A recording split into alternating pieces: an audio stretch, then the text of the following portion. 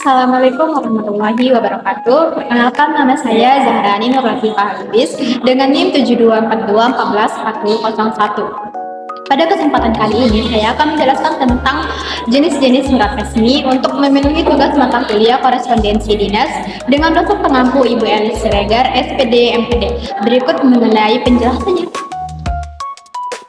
Jadi, jenis surat yang pertama itu ada surat keputusan.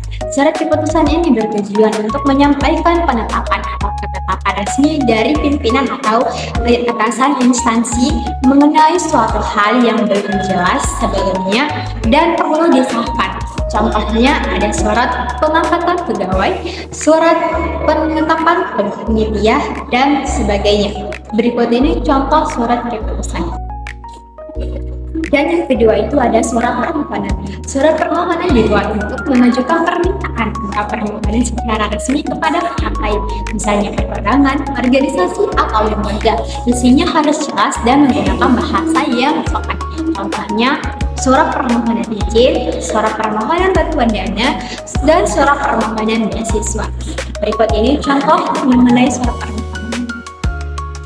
Dan yang ketiga itu ada surat instruksi, di mana surat instruksi atau arahan resmi dari atasan kepada bawahan untuk pihak tertentu untuk melaksanakan suatu tugas atau kegiatan.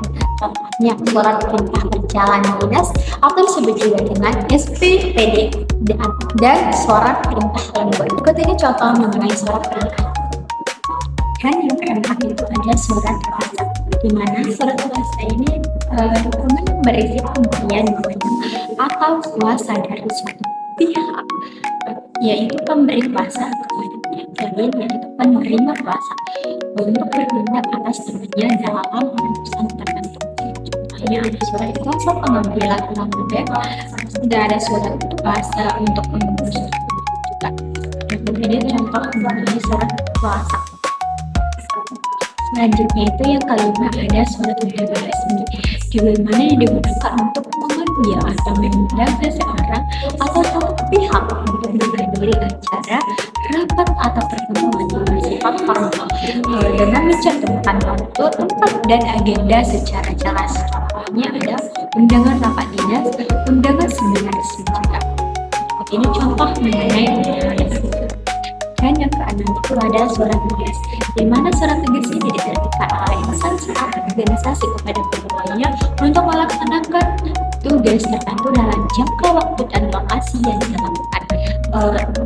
Surat tugas ini sering digunakan untuk keperluan perjalanan dinas. Contohnya ada surat tugas untuk pelatihan, ada juga surat dinas untuk mudik. Berikut ini merupakan contoh mengenai suratnya. Selanjutnya itu yang ketujuh ada surat pengantar, di mana surat pengantar ini berfungsi sebagai dokumen penyerta yang menjelaskan maksud atau isi dari dokumen atau barang yang dikirimkan, seiring digunakan untuk urusan administrasi atau keperluan pribadi ke instansi. Contohnya surat pengantar mahasiswa untuk PLP, ada juga surat pengantar proposal bantuan, dan ada juga yang lainnya. Berikut ini merupakan contoh dari surat pengantar. Dan yang kedelapan itu ada surat pemberitahuan. Surat pemberitahuan digunakan untuk menyampaikan informasi atau pengumuman resmi dari satu pihak kepada pihak lain secara formal. Biasanya isinya itu dapat berupa perubahan jadwal, kebijakan, atau informasi penting lainnya. Contohnya pemberitahuan perubahan harga, pemberitahuan kegiatan sekolah, atau pemberitahuan lainnya. Berikut ini merupakan contoh surat pemberitahuan. Dan ada pun yang ke-9 adalah surat keterangan, di mana surat keterangan ini adalah dokumen yang diterbitkan oleh pihak berwenang, yaitu instansi atau lembaga untuk memberikan penjelasan atau membenarkan status, kondisi, atau kegiatan seseorang atau suatu objek.